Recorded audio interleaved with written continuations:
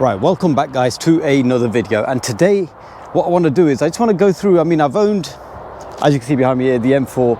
I've owned it for probably just under a year now, and I just like to give the viewers, people, my opinion on a few things that I like about the car and what I won't say I don't like, but just, yeah, could be a bit better.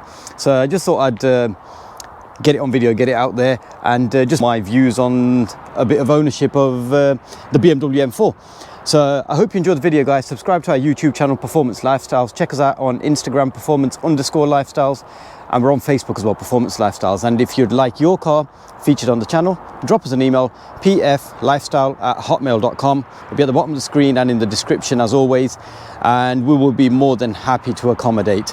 And if you'd like to see this car, a review of this car, it's already on our channel, and I'll put a link in the description to that as well, so please do feel free, check it out. But yeah, for today, just want to go through a few things that I like and dislike about the car as such. So I hope you enjoyed the video guys, so we'll catch you outside the car. Right then, so the first thing that I'd say I quite really like about this car, I've never been much of a BMW sort of, I like them, yes, don't get me wrong, I'm not slating them, but I've always preferred JDM, Jap stuff. But yeah, the M4 was always a car I liked. It was on the tick list, and alhamdulillah, I managed to get the car last year. So, but yeah, one thing that I really liked about these cars is the actual stance and the look of it. Just check that out. It's got such an aggressive sort of look with all these bulges and these these sort of things going on in the bumper here, the bulge in the bonnet there, the whole, the lines in the bonnet and stuff. And they've got such an aggressive look to them. When I first bought this car, it was completely standard. I've done a few mods to it, like lowered wheel spacers, black M4 competition kidney grills, which is, I believe these are must-do modifications if you've got a standard M4 or an M3 for that matter, because the chrome grills are a bit pants, and the ride height, I think, is too high on a standard car. So the actual stance on this thing is absolutely phenomenal. I really like it. It's such an aggressive stance. And it's, when you're driving it, you don't really notice it, but when you actually look at the car, when you're walking towards the car, you look at it and you think, yeah, this actually does look slick. And that is something that's really, it needs to look good. The car really does need to look good. That's one of the main things a lot of people buy cars on, for certain things, and the looks is probably one of the biggest things. And I think the M4 or the M3s, the F80 M3s, they've got everything right, I think, when you lower them and put wheel spacers on them. Second thing I really like about this car is the whole layout of the dashboard. And now this actually, bit of cherry on the top was that it's got the extended leather, so it's got the sake orange on the actual dashboard, which you could probably see there. It goes up there, black glove box, orange armrest, seats and stuff. And when I say orange, it's not orange, it's more of like a red, dark red. And then it's got the leather dashboard as well with the red stitching, so that improves, an already impressive dashboard. And this one obviously has got the carbon trim on it as well, so with the dark chrome inlays there. But the whole layout of the clocks and stuff, I think the whole package is very complete. It's kind of like tilted ever so slightly towards the driver, but it's actually a very good dashboard. And when you're driving a car, that's, let's be honest, that's probably the thing that you see the most. So it has to be looking good, and I think they've got it right. All the buttons are in the right place. Everything is literally where you need it to be, and it's these things make a big difference when you're driving a car as such, especially long term. A little blast here, a weekend toy, then it doesn't really matter too much. But yeah, excuse the mess in this. This is my daily car. I use this literally every day for all errands. I don't do many miles, 3,000 miles a year if I'm lucky, but yeah, I do use it as a daily car. So excuse the mess and excuse my little bits and bobs lying around. Apologies for that. But yeah, so your car, when you're driving every day, it has to look right, it has to feel the part. And I think this one, the M4s, they tickle most of them boxes, especially when you've done a few mods like I've done to this. And I've actually gone through all the modifications I've done on this car on a separate video, which is on the channel, and again, I'll put a link to that video as well in the description, so please do feel free to check that out. The other thing I really like about the M4 cab, and the cab is literally what I really wanted, purely because obviously the roof comes off, and I know a lot of people curse them for being hairdresser cars, but I don't quite frankly care. I think they're fantastic cars. They're about 200 kilos heavier than a coupe, so if you're after more of a track car, a coupe will probably serve the purpose better. But for me, normal cruising around. I don't hammer this car, pound this car. Literally, you know, I look after this thing, and it's for me, I had to get something with the roof off, so an M4 cab was the way forward for me. And the metal folding roof is such a blessing, honestly. The cloth roofs are very good, and the metal folding roof does eliminate quite a big aspect of scuttle shake with these cars. You don't feel the flex in the chassis so much, whereas a cloth roof, you still retain that. And I mean, you can tell the difference with this when the roof is off and when the roof is on. Roof is on, it's almost identical to a coupe. Roof is off, you can tell a bit of scuttle shake.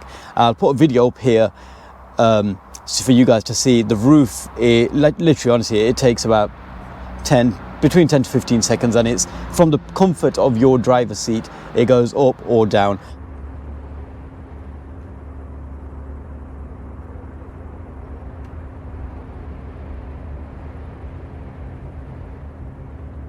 So again, it's a wicked feature, and with the roof down as well, there's also a lot of space in the boot, because you can lift the boot up to put your stuff in, and you can lower the folded roof back down to its normal place after you've loaded the boot. So you can still get a few bodies in the boot even with the roof down. So that's a plus point, because if you're like me, you need space, boot space, then I think it plays a big role. I've been in, you know, like many years ago, S2000s and stuff, and you go do your shopping, you come back and you think, right, okay, now where am I going to put this stuff? So you have to start loading front footwells and front seats, and as well as the boot. So, but this eliminates all of that. Purely, obviously, it's not really comparable because that's a roadster and this isn't. But yeah, you get the drift. Plenty of space inside the car. The rear seats for two kids, perfectly fine. Kids buzz off being in the car, and there's plenty of space in there. So again, space for these, but it's not a big thing because I wasn't expecting too much space with it being this type of car. But yeah, the roof was a massive thing for me. It had to have a metal roof, and the M4, I'm glad, came with a metal roof. The other thing is power.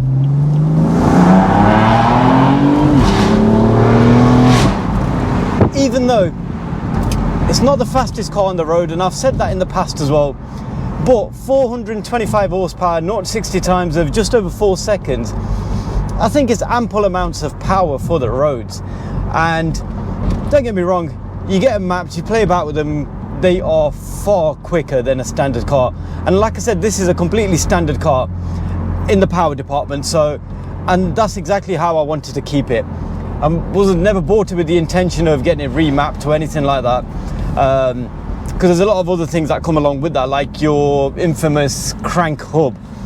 So, and it's not a worry that I wanted on my mind, sort of thing. So yeah, but in standard guys, I think they're powerful enough to get you out of sticky situations. And if you've come from the likes of GTIs and stuff, I think they're far quicker. So yeah, and with it being an M5, so you expect a bit of power. Certain sports performance cars aren't very quick, but this is not one of them. These are fast enough for the roads. Right, so the next one, for me, doesn't apply to all of them. They are so good, is these carbon ceramic brakes. They are fantastic. These things will stop a house. Honestly, they are so good, so sharp. Every time I drive a different car now, automatically you kind of like used to driving with these carbon ceramics, and yeah, it doesn't quite live up to this. These things are sharp as anything, very sharp. I know a lot of people go on about how expensive they are to replace when they go wrong, but let's be honest, how often do they go wrong? I've read anything between 100, 120 or even 140,000 miles these brake discs can last for on the pads. And I mean, 140,000 miles, and even when they're done, you can replace them with normal steel brakes.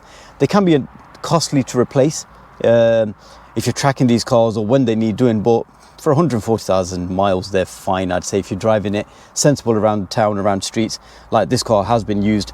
So, I mean, 30 something thousand miles, and they're still perfect, absolutely perfect. There's the wear markers are still perfectly fine on the discs, and there's plenty of pads, meat left on the pads as well. So ceramic brakes, if you could get one with ceramics, I highly recommend it. So I've been through a few things that I really like about this car, but what I don't like about this car, the first thing that actually you notice is, I mean, I've had a C63 AMG before this, W204, and again, the video is on the channel, so do check that out. That was absolutely mental. That was awesome. the M4s and all these M-Power cars don't sound anything like one of them. They are far superior than these M-Power cars in the noise department.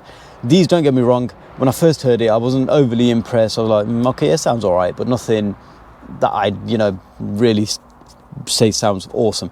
But the more you hear it, the more you live with it, it's actually quite a nice note. But saying that, it's still nowhere near as good as a V8 in the C63s. They are fantastic. And I'm on about the 6.2, not the 4 litres.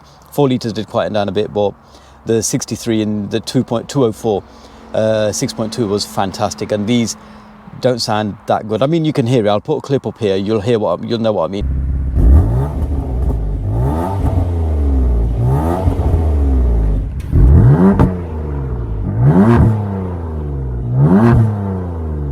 It's a valved exhaust system, so in Sports Plus it opens up the exhaust valves. Sounds a lot better, a lot throatier, a lot meatier. But in standard, guys, and this is a standard exhaust, it's not an M Performance exhaust, sounds relatively quiet from inside the car. You can't hear nothing inside the car, but when you stand behind it, there's a bit of a grumble. But the moment you put it in Sports Plus, it sounds very good, but not quite on an AMG level. And you'll probably agree as well, as most people do, to be fair.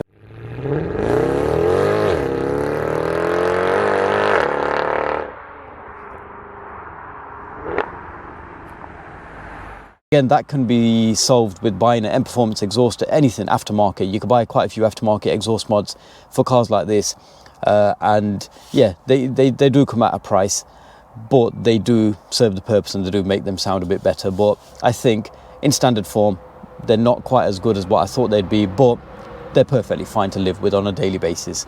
Right, this is one thing that really bugs me about this car, is I'll show you. I've put it into reverse, reversing back.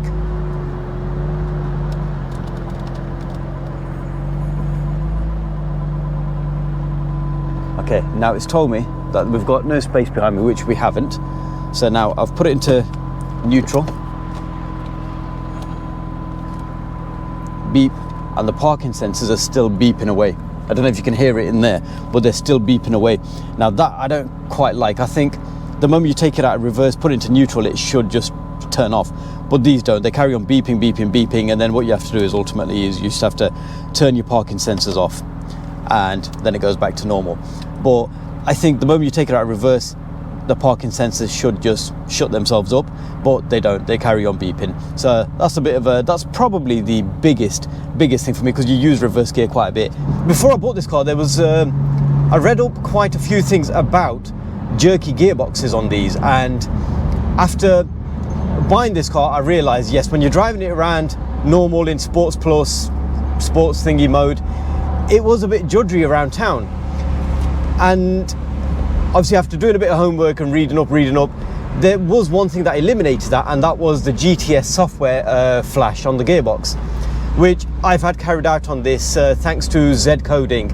So give them a shout if you need any coding or anything like that doing for your cars, and I'm sure he offers BM3 as well. So it's if you want mapping and stuff, then yeah, he's the man.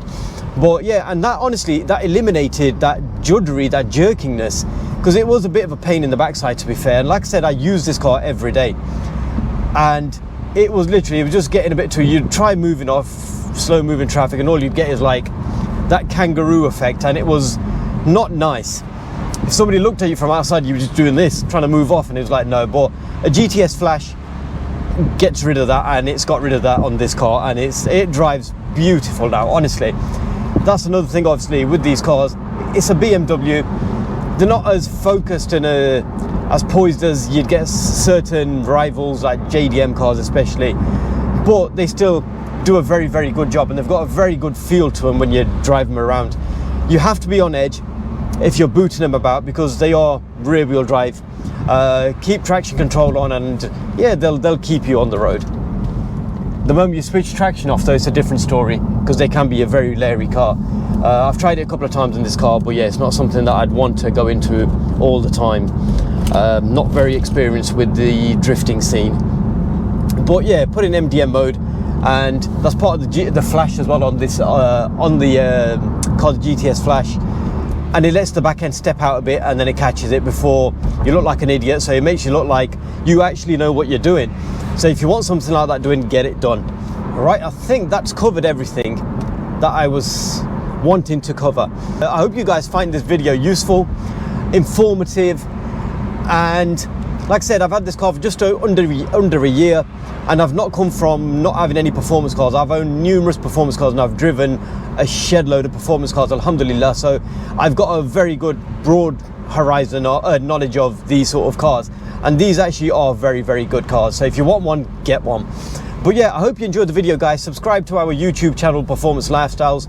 Check us out on Instagram, Performance_Lifestyles, and we're on Facebook as well, Performance Lifestyles. And if you'd like your car featured on the channel, please do not hesitate to drop us an email, pflifestyle@hotmail.com, and we will be more than happy to accommodate and get your car featured on the channel. So yeah, hope you enjoyed the video, guys.